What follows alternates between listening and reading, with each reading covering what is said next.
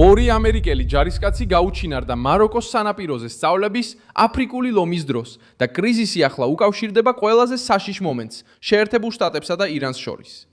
ამ სამშაბათს 2026 წლის 5 მაისს საქმე აქტუალური გახდა, რადგან სამხედროები გაუჩინარდნენ კაპიდრას სასწავლო ზონის მახლობლად, ტანტანთან ახლოს, იმ დროს, როცა ვაშინგტონი ასევე პროჯეტო ლიბერდადეს ახორციელებდა ჰორმუზის სრუტეში.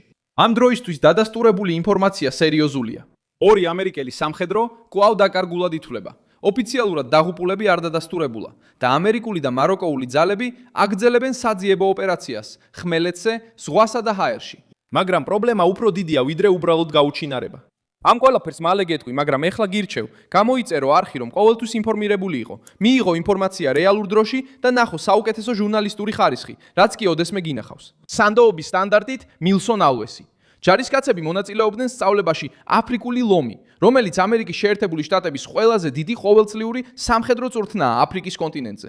ოპერაციაში მონაწილეობდა 7000-ზე მეტი სამხედრო, 30-ზე მეტი ქვეყნიდან, რომლებიც მაროკოს, ტუნის, განასა და სენეგალს მოიცავდნენ. აქცენტი კეთდებოდა მზადყოფნაზე, მოკავშირეებს შორის კოორდინაციასა და რეგიონულ კრიზისებზე რეაგირებაზე. ამერიკის შეერთებული შტატების აფრიკის სარდლობის მიხედვით ორი სამხედრო დაკარგულად გამოცხადდა კაპიდრას მახლობლად, რთულ სანაპირო რეგიონში, სადაც კლდეებია, ძლიერი ზღვა და უხეში რელიეფი. მათ იმ მომენტში ბრძოლაში არ მონაწილეობდნენ. ისინი მთავარი საწვრთნელი აქტივობის მიღმა იმყოფებოდნენ, როდესაც ეს შემთხვევა მოხდა. ოფიციალური ვერსია გატაცებას არ ადასტურებს. ამ დროისთვის მხოლოდ დაკარგვაა დაფიქსირებული სენსიტიურ ტერიტორიაზე. მიუხედავად ამისა, ფაქტმა განგაში გამოიწვია, რადგან საქმე ეხება ამერიკელ ჯარისკაცებს, სტრატეგიულ რეგიონს ატლანტიკის, ხმელთაშუა ზღვისა და ჩრდილოეთ აფრიკის შორის და სამხედრო მანევრს, რომელიც მცირე არ იყო. მიმდინარე ცნობები მიუთითებს, რომ ძიებაში დიდი ძალები ჩაერთო. ჰელიკოპტერები, ხომალდები, მღვინთავთა ჯგუფები, მთის სამაშველო ჯგუფები და მაროკოს ძალების მხარდაჭერა. სხვა სიტყვებით რომ ვთქვათ, მაროკომ და შეერთებულმა შტატებმა ეს შემთხვევა რეალურ საგანგებო სიტუაციად აღიქვეს და არა როგორც უბრალო ადგილობრივი ინციდენტი. ფეთქებადი მომენტი სწორედ კალენდარშია. იმ დროს, როცა ორი სამხედრო მაროკოში იძებნებოდა, ტრამპი სპარსეთის ყურეში მკაცრი პასუხის მიცემას აჩქარებდა. პროჯეტო ლიბერდადე გამოცხადდა ჰორმუზის სრუტეში გაჭედილი ხომალდების გამოსაყვანად. რეპორტაჟების მიხედვით, ასობით ხომალდი გაჩერდა ან ვერ გადაადგილდებოდა ჩვეულებრივად, რის შემდეგაც ვაშინგტონმა დაიწყო დაცული მარშრუტის მხარდაჭერა, რათა მიმოსვლა არ დგენილიყო. თეირანმა კი გააფრთხილა, რომ ამერიკულ ძალებს არ უნდა შესულიყვნენ სრუტეში კოორდინაციის გარეშე.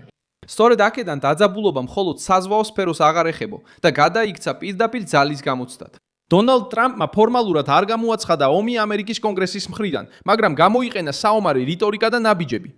მან ამერიკის შეერთებული შტატების საზღვაო ძალები ირანის რევოლუციურ გვარდიასთან დააყენა, ბლოკადა მიუღებელ გამოწვევად მიიჩნია და გააფრთხილა, რომ ნებისმიერი თავდასხმა ამერიკულ გემებზე მკაცრი პასუხით დასრულდებოდა. იმავე დღეს დონალდ ტრამპმა განაცხადა, რომ ირანს თეთრი დროშა უნდა აეწია დანებებისთვის, ხოლო ამავე დროს ამტკიცებდა, რომ ამერიკის ბლოკადა ირანის პორტებზე ეფექტურად მუშაობდა. ეს ფრაზა მხოლოდ პროვოკაცია არ ყოფილა. ეს იყო მაქსიმალური ზეწოლის გზავნილი კრიზისში, რომელიც უკვე მოიცავდა თავდასხმებს, დაკავებებსა და მუქარებს. ამ დროისთვის მაროკოში დაკარგული ორი ჯარისკაცის გარდაცვალება დადასტურებული არ არის. მიმდინარეობს ინტენსიური ძებნა და გამოძიება, თუ როგორ გაუჩინარდნენ ისინი. ზოგიერთი რეპორტაჟი ამტკიცებს, რომ ისინი შესაძლოა ოკეანეში გადავარდნენ კლდეებთან ახლოს სეირნობისას. სხვა წყაროები აღწერენ გადარჩენის მცდელობას ძლიერი ზღვის პირობებში. დადასტურების საბოლოო არარსებობამ ადგილი მისცა სპეკულაციებს, მაგრამ ყველაზე სანდო ინფორმაცია იყო ეს. ორი ამერიკელი სამხედრო გაუჩინარდა და სამაშველო ოპერაცია კვლავ გრძელდება. შემდეგი კითხვა მარტივია. რატომ აწუხებს ეს შემთხვევა ვაშინგტონს ასე ძალიან? რატომ? ეს ხდება იმ დროს, როდესაც შეერთებული შტატები სამხედრო დაძაბულობას ახლო აღმოსავლეთში გადააქვს, ირანს ზეწოლას ახდენს და ჩრდილოეთ აფრიკაში მოკავშირეებს ამოწმებს. აფრიკული ლომი სამხედრო ტურიზმი არ არის. ეს არის მანევრი, რომელიც მიზნად ისახავს ძალების მომზადებას არასტაბილურ რეგიონებში, სწრაფი რეაგირების ვარჯიშს და ამერიკული ყოფნის დემონსტრირებას იმ რეგიონებში, სადაც რუსეთი, ჩინეთი და ირანი ცდილობენ გავლენის მოპოვებას. როდესაც ჯარისკაცები ესეთ გარემოში უჩინარდებიან, განგაშის დონე იზრდება. მაროკოც ამ ისტორიის ცენტრში ექცევა. ეს ქვეყანა შეერთებული შტატების მნიშვნელოვანი მოკავშირეა, ინარჩუნებს სამხედრო თანამშრომლობას ვაშინგტონთან და გახდა მნიშვნელოვანი პლატფორმა ჩრდილოეთ აფრიკაში წვრთნების ჩასატარებლად.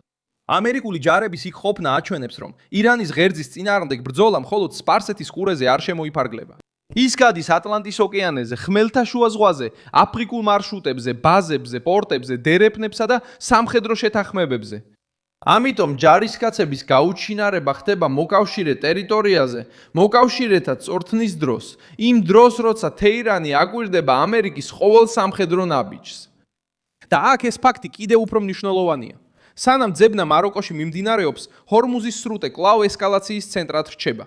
პენტაგონი აცხადებს, რომ ირანთან ცეცხლის შეწყვეტა ოფიციალურად ჯერ კიდევ ძალაშია, მაგრამ აღიარებს დაპირისპირებებსა და სამხედრო მოქმედებებს რეგიონში. რეპორტაჟები მიუთითებენ, რომ ამერიკული ძალები მოქმედებენ კომერციული გემების დასაცავად, მაშინ როცა ირანი ზეწოლას ახორციელებს დრონებით, სწრაფი ნავებითა და მუქარებით. ეს არის ომი, რომელიც ცდილობს შეზღუდულად გამოჩნდეს, მაგრამ უკვე ღია დაპირისპირების ლოგიკით მოქმედებს. საფრთხე არასწორ გათვლაშია. ერთ გემზე თავდასხმა, ერთი ჩამოგდებული დრონი, ერთი დაზიანებული ფრეგატი, ერთი დაღუპული ჯარისკაცი შეიძლება პროვოკაციას სრულმასშტაბიან ომად აქციოს. ჰორმუზის კრიზისი სწორედ ასეთი ხაფანგია. ზღვა ვიწროა, მოძრაობა ინტენსიურია, ძალები ახლოს არიან და სარდლები ზეწოლის ქვეშ მუშაობენ. თუ ირანული კატარგა ძალიან მიუახლოვდება ამერიკულ გემს, ტრამპს პოლიტიკურად ცოტა სივრცე ექნება უკან დასახევად. თუ ვაშინგტონი ძალით უპასუხებს, თეირანი ეცდება აჩვენოს, რომ არ ნებდება. ასე გადაიქცევა კონტროლირებადი შეზღუდული კრიზისი უფრო დიდ კონფლიქტად. ისტორია გვიჩვენებს, რომ ირანი კარგად ესმის ამერიკელების საფრთხეში ყოფნის პოლიტიკური მნიშვნელობა. 1979 წელს თეირანში ამერიკის შეერთებული შტატების საელჩოს დაკავება ამერიკული დამცირების მსოფლიო სიმბოლოდ იქცა. 50-ზე მეტი ამერიკელი მძევლად აიყვანეს და 444 დღის განმავლობაში ყავდათ დატყვევებული. ეპიზოდში, რომელმაც ვაშინგტონი შეძრა, ჯიმი კარტერი დაასუსტა და ორი ერის ურთიერთობა 10 წლეულების განმავლობაში განსაზღვრა. მას შემდეგ ნებისმიერი კრიზისი, რომელიც ამერიკელ სამხედროებს ან მოქალაქეებს ირანული საფრთხის ქვეშ აყენებს, მძიმე მოგონებას ატარებს. ეს მხოლოდ ცალკეული ფაქტი არ არის. ეს ისტორიული ჭრილობაა, რომელიც ყოველთვის ხელახლა იხსნება, როცა თეირანი შეერთებულ შტატებს ზღვარს ცდის. სხვა მაგალითი მოდის ეგრეთ წოდებული ნავთობის ტანკერების ომიდან 1980-იან წლებში. იმ პერიოდში ომის დროს ირანმა, ერაყმა და თავდასხმებმა გემებზე სპარსეთის ყურეში შეერთებული შტატები აიძულა, ესკორტი გაეწია ნავთობის ტანკერებისთვის და გაეზარდა თავისი საზღვაო ძალების ყოფნა. ოპერაცია ერნესტ უილი გახდა ერთ-ერთი ყველაზე დიდი საზღვაო ესკორტის ოპერაცია მეორე მსოფლიო ომის შემდეგ. მიუხედავად ამერიკის ძალისა ზღვაზე, ნაღმებმა, თავდასხმებმა და სერიოზულმა შეცდომებმა აჩვენა, რომ ირანის მახლობლად სავაჭრო მარშრუტების დაცვა არასდროს ყოფილა მარტივი ოპერაცია. გაკვეთილი პირდაპირია. როდესაც ვაშინგტონი ყურეში შედის გემების დასაცავად, თეირანთან დაპირისპირების რისკი სწრაფად იზრდება. სხვა ქვეყნების მაგალითებიც ამავე ლოგიკას ამყარებს. როდესაც რომელიმე ძალა აძლევს უფლებას, რომ მისი სამხედროები დააკავონ, გაუჩინარდნენ მკაფიო პასუხის გარეშე, ან დაესხნენ თავს აგრესორისთვის ზიანის გარეშე, ძალის იმიჯი სუსტდება. ისრაელი როგორც წესი სწრაფად რეაგირებს, როდესაც მისი ჯარისკაცები შეიარაღებული ჯგუფების მიერ იტაცებიან. თურქეთმა თავისი საზღვრებს გარეთ ჩაატარა ოპერაციები, გავლენის აღსადგენად და მილიციებზე ზეწოლის გასაზრდელად. რუსეთი მიუხედავად მკაცრი მეთოდებისა, თავის სამხედროებზე ნებისმიერი თავდასხმის ფაქტს იყენებს, როგორც გამართლებას, რომ გააფართოოს თავისი ყოფნა კონფლიქტის ზონებში. სხვაობა ახლა ისაა, რომ შეერთებული შტატები ირანის წინაშეა, ქვეყანასთან, რომელიც ამერიკის ყოველ უკან დახევას რეგიონულ პროპაგანდად აქცევს. თეთრი სახლი იცის, რომ მისი მტრები ყველაფერს აკვირდებიან. თუ შეერთებული შტატები ჩრდილოეთ აფრიკაში ყოყმანობს, თეირანი ამას თავისებურად განმარტავს. თუ ჰორმუზში ყოყმანობენ, რევოლუციური გვარდია წინ მიიწერს.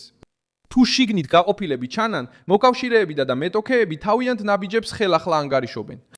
შემდეგი ეტაპი სამ ფრონტზე უნდა განვითარდეს. პირველი არის დაკარგული ჯარისკაცების ძიება, ზეწოლით მაროკოსა და ამერიკულ სარდლობაზე, რათა სწრაფი პასუხები იყოს წარმოდგენილი.